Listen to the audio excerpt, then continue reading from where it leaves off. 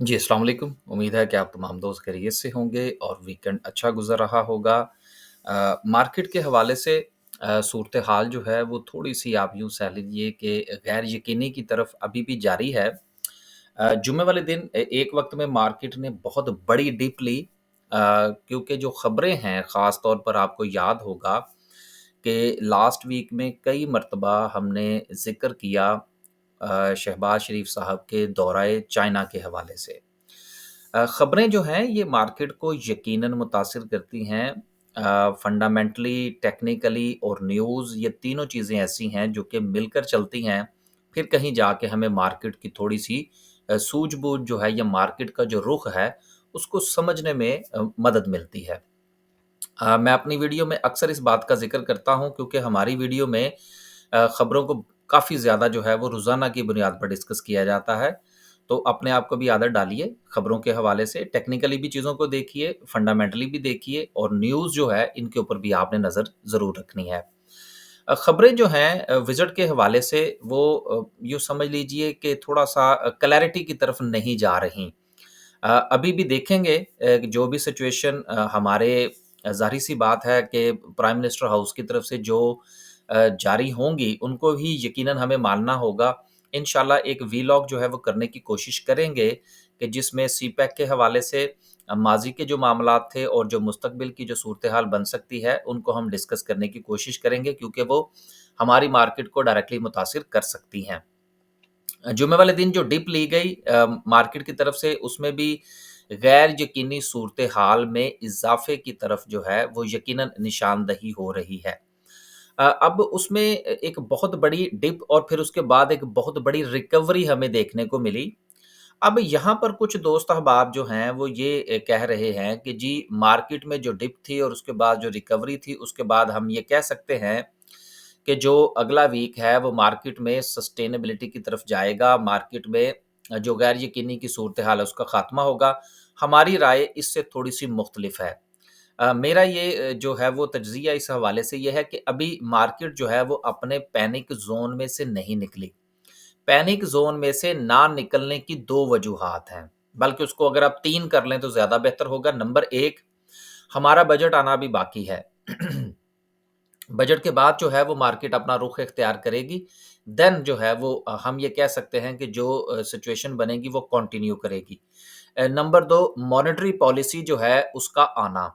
मेरा ख़्याल है कि शायद कल जो है वो 10 तारीख़ है और कल स्टेट बैंक ऑफ पाकिस्तान की तरफ से कुछ मॉनेटरी पॉलिसी के हवाले से होगा। लिहाज़ा पैनिक ज़ोन जो है वो अभी मौजूद है क्योंकि क्लैरिटी नहीं है कि आया कि स्टेट बैंक जो है वो इस हवाले से क्या इक़दामात जो है वो उठाने जा रहा है। तीसरी बात जो है वो आईएमएफ के साथ हमारे होने वाले मुज़ाकरात और उसके हवाले से कोई न कोई रुख का इख्तियार करना अभी हमारे सामने नहीं आया। तो ये 3 चीज़ें ऐसी हैं जो कि अभी अगला हफ़्ता जो है ये मार्केट को मुतासिर कर सकती हैं। आगे चल के इंशाल्लाह इनके ऊपर हम वन बाय वन जो है वो बात करने की कोशिश करते हैं। मार्केट ने जुम्मे वाले और हमारा जो एक ज़ोन था जिसके हवाले से हमने बात की थी और वो ज़ोन जिसकी तरफ हमने इशारा किया था वो था 73 से लेकर 73,500 तक का ये जो ज़ोन है, ये बड़ा इम्पोर्टेंट ज़ोन है। मार्केट ने एकदम से इस ज़ोन को तोड़ा लेकिन उसके बाद मार्केट की जो क्लोजिंग है वो 73,750 यानी कि रफ़ली इसी ज़ोन के इर्द-गिर्द हुई है, ये ज़ोन बड़ा इम्पोर्टेंट है।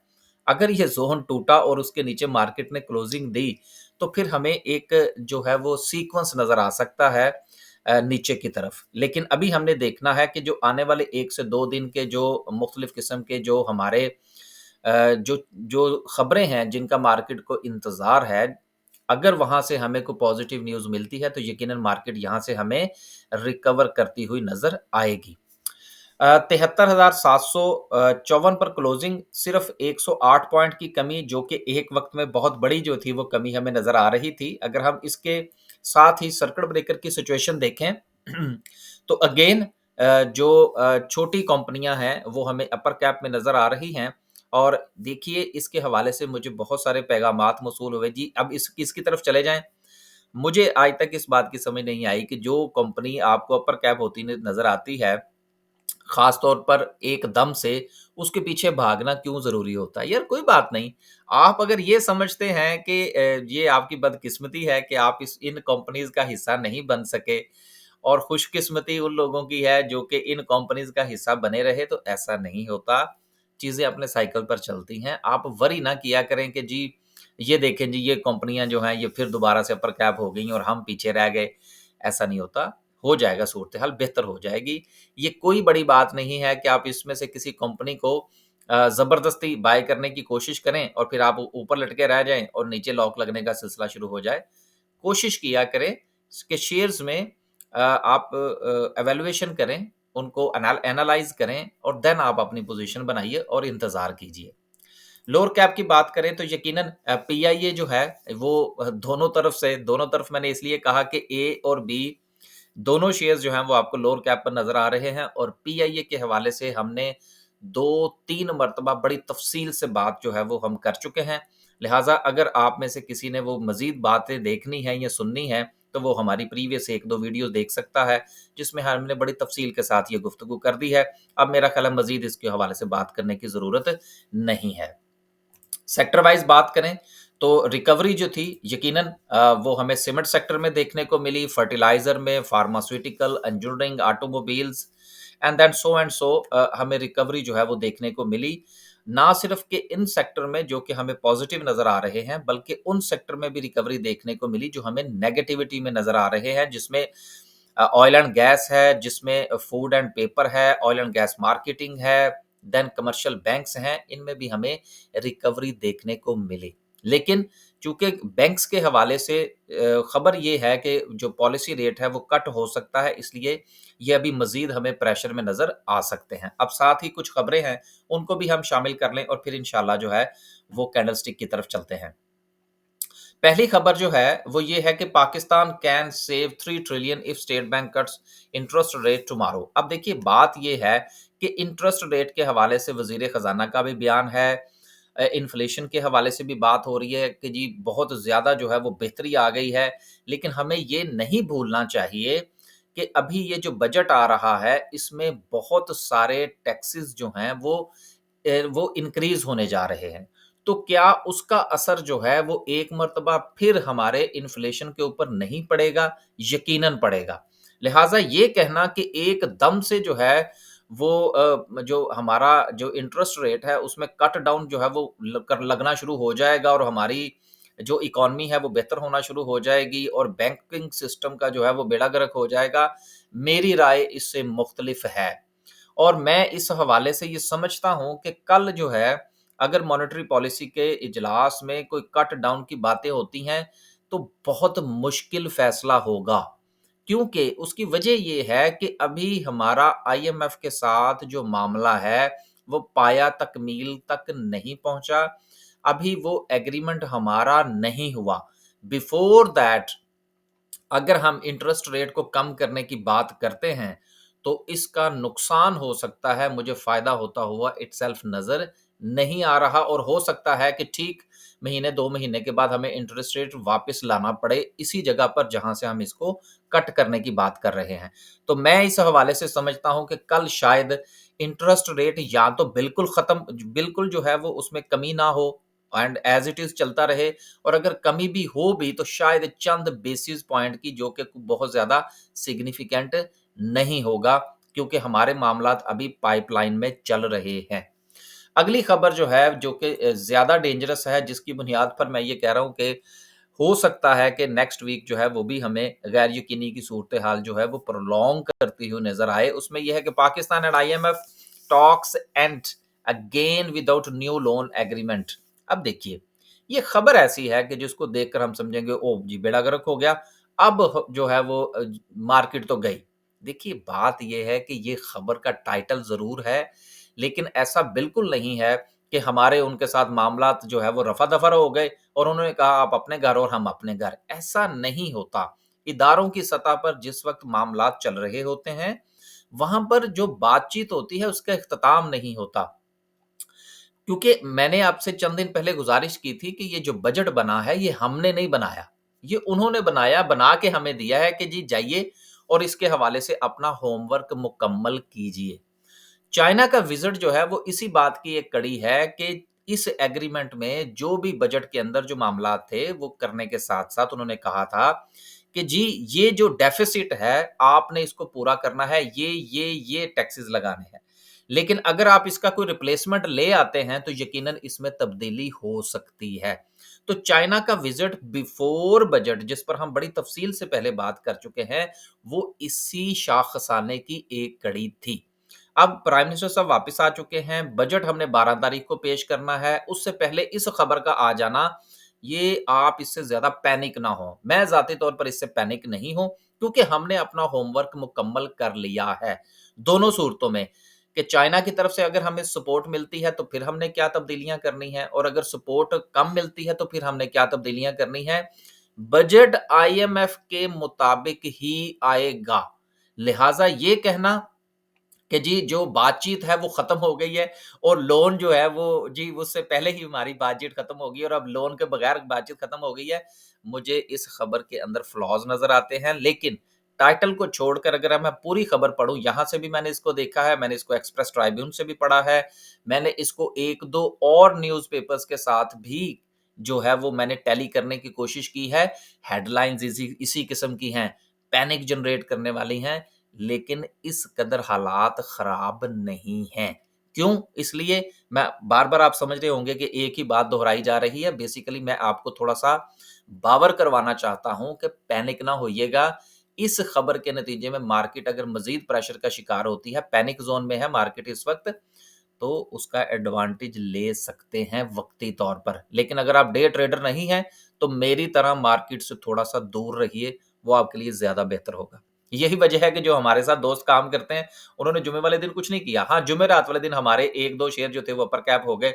हमने वहाँ से जो कुछ कमाना था कमाया, बाकी अभी हम साइड पे बैठे हैं और जो हमारे पास पोज़ीशंस हैं, उनमें हम कोशिश करेंगे कि जो अगर मार्केट मज़ीद नीचे जाती है, तो उन्हीं में बाय करने की कोशिश की जाए। बजाए इसके कि आप नंबर्स ऑफ शेयर्स बढ़ाएँ, आप थोड़ा-सा क्वांटिटी में इज़ाफ़ा कर लें, तो वो आपके लिए ज़्यादा बेहतर रहेगा। इसी के साथ जो है वो अगली खबर ये है कि फ़ास्ट केबल जो है वो आने जा रही है। 10 जून को इसकी ट्रेडिंग जो है वो स्टॉक एक्सचेंज में शुरू हो जाएगी। देखिए जितने भी आईपीओज़ आते हैं, उनके हवाले से जब वो शेयर्स ट्रेड करने के लिए आते हैं, तो मेरी राय ये होती है कि या तो आप आईपीओ में घुसे मत। लेकिन अगर आपने वो आईपीओ जो है वो ले लिया है, तो अब थोड़ा इंतज़ार कीजिएगा। ये मैंने पिछली मर्तबा भी कहा, उससे पहले भी कहा, जब भी कोई नया शेयर आता है, लेकिन दोस्त इस बात का गलत मतलब ले जाते हैं। वो ये समझते हैं कि जी जिस वक़्त आईपीओ आया तो मैंने कहा कि ना लें और जिस वक़्त वो जो था वो ट्रेड में आ गए तो मैंने कहा जी वाह! बहुत अच्छा शेयर है। ऐसा नहीं है। मेरी बात क्लैरिटी के साथ जो है, पहले भी और अब भी, या तो आईपीओ खरीदें ना, अगर आईपीओ खरीद लिया है तो फिर जब वो शेयर मार्केट में ट्रेड होने के लिए आए तो हौसला करके उसको देखें। कोई 2-3 हफ्ते उसको देखें कि वो क्या करता है। वहाँ पर अब अगर आप पैनिक कर जाएँ कि पहले ही दिन अगर वो उसमें से 50 पैसे निकल जाएँ और आपके हाथ-पाँव जो है वो फूलना शुरू हो जाएँ, तो फिर आईपीओ आपके बस की बात नहीं है, ये अपने आप को समझा लीजिए। तो ये मैंने क्लैरिटी दे दी इस हवाले से। अब जिन्होंने आईपीओ में शेयर खरीदे हैं, हौसला करके बैठिएगा, कुछ नहीं होता। आगे चलते हैं। अगली खबर जो है आईएमएफ की भी थी, ये भी थी और उसके साथ ये भी थी, ये भी हो गई। हमारा जो ट्रेनिंग सेशन था अल्हम्दुलिल्लाह कल से मुराद सैटरडे वाले दिन जो था वो हमारे ट्रेनिंग सेशन का पहला जो था वो सेशन था बिगिनर्स प्लस इन्वेस्टर के पॉइंट ऑफ व्यू से। 3 सेशन होते हैं। जून का जो था वो बैच 6 था जिसकी हमारी जो है वो ट्रेनिंग का आगाज़ हो चुका है। उसके हवाले से मैंने फीडबैक की जो वीडियो थी वो मैंने अपलोड कर दी थी, आप वो देख सकते हैं। अब बैच 7 की रजिस्ट्रेशन जो है वो ओपन हो चुकी है, जो कि 30 जून तक जारी रहेगी। अगर आप हमारे इस बैच का हिस्सा बनना चाहते हैं, तो हमारा ये व्हाट्सएप नंबर है, इसके ऊपर आप राब्ता कीजिए, देन आप तफ़सीलात ले लीजिए। आप पे डिपेंड करता है कि आप बिगिनर्स प्लस इन्वेस्टर ट्रेनिंग का हिस्सा बनना चाहते हैं या सिर्फ़ और सिर्फ़ आप इन्वेस्टर ट्रेनिंग का हिस्सा बनना चाहते हैं, ये फ़ैसला आपने करना है। इस हवाले से जो भी अपडेट आपको चाहिए हो, आप हमसे राब्ता कर लीजिएगा। लेकिन इस बैच के अंदर स्पेशली अगर वो लोग हमारे पास आते हैं कि जिन्होंने अभी तक स्टॉक मार्केट में अकाउंट भी ओपन नहीं करवाया, तो हम उनको साथ लेकर चलेंगे और उनको अपने इस बैच के अंदर फ़ी में डिस्काउंट देंगे। लेकिन अगर वो ऑलरेडी मार्केट में है, तो फिर यकीनन वो बहुत कुछ जानते हैं, तो वो बेसिक के हवाले से तो बहुत क्लियर होंगे, तो वो इन्वेस्टर ट्रेनिंग का हिस्सा बन सकते हैं। आगे चलते हैं जी और बात करते हैं आज की कैंडल की। आज से मुराद जुमे वाले दिन की कैंडल की। अगर हम डे के हवाले से बात करें, तो आपको एक बहुत बड़ी रिजेक्शन जो है, वो सपोर्ट से मिलती हुई नज़र आ रही है। जो सपोर्ट ज़ोन था 73 टू 73 500, उसके नीचे जिस वक़्त मार्केट गई, तो हमें बहुत बड़ी रिजेक्शन जो है वो देखने को मिली। एक बाउंस बैक जो है वो मार्केट को दिन में देखने को मिला। एक पैनिक जो जनरेट हुआ था, उसका काफ़ी हद तक ख़ात्मा भी होता हुआ नज़र आया। लेकिन अब उसके साथ-साथ ये 2-3 जो खबरें हैं बेसिकली, ये यकीनन मंडे वाले दिन जो है वो मार्केट में होप भी ला सकती हैं और मज़ीद ये जो रिकवरी है, ये वापस भी हो सकती है अगर स्टेट बैंक की तरफ से जो उम्मीदें लगाई जा रही हैं, अगर वो पूरी नहीं होती, एक बात। दूसरी बात ये है कि चाइना की तरफ से पॉज़िटिव न्यूज़ जो हैं, वो मार्केट में लाने की कोशिश की जा रही है कि जी चाइना की तरफ से हमें बहुत सपोर्ट मिली है, जो कि हमारे आने वाले मसाइल को हल करने में हमें मदद देगी। ये 2 चीज़ें थी जिन्होंने मार्केट में बाउंस बैक जो है वो क्रिएट किया। अगर हम आवरली देखेंगे, तो यकीनन हमें मज़ीद जो है वो क्लैरिटी आती हुई नज़र आएगी कि हमें मार्केट में एक बाउंस बैक जो है वो देखने को मिल रहा है। लेकिन आप ये मत भूलिए कि मार्केट में अभी भी सेलिंग प्रेशर जो है वो अपनी जगह पर मौजूद है। डे के अंदर हमें रिकवरी यकीनन ज़रूर आती हुई नज़र आई है, लेकिन मंडे का दिन वेरी इंपॉर्टेंट होगा। चाइना विज़िट के आउटपुट्स, आईएमएफ की तरफ से डील्स की तरफ जो कुछ रुकावटें हैं वो आएँगी और उसके साथ सबसे बड़ी बात जो है वो मॉनेटरी पॉलिसी होगी, जिसमें मुझे कुछ बहुत ज़्यादा चेंज आता हुआ नज़र नहीं आता। मशवरा ये है कि मंडे वाले दिन वेट एंड सी किया जाए। पैनिक सिचुएशन जो है, उसमें यकीनन जो दोस्त अब आप डे ट्रेड पे हवाले से काम करते हैं, वो यकीनन अपना काम करेंगे, लेकिन अब अगर आप हमारी तरह स्लो ट्रेडर हैं, तो बेस्ट ये है कि मंडे वाले दिन वेट एंड सी किया जाए। हमारी संडे की वीडियो यकीनन लंबी होती है, आज भी तकरीबन कोई 20 मिनट के करीब वीडियो हो रही है। थोड़ा-सा आदत डालिए चीज़ों को तफ़सील के साथ पढ़ने की और सुनने की, लेकिन अगर आप ना भी सुने तो उससे कोई फ़र्क नहीं पड़ता। इजाज़त दीजिए, अल्लाह हाफ़िज़।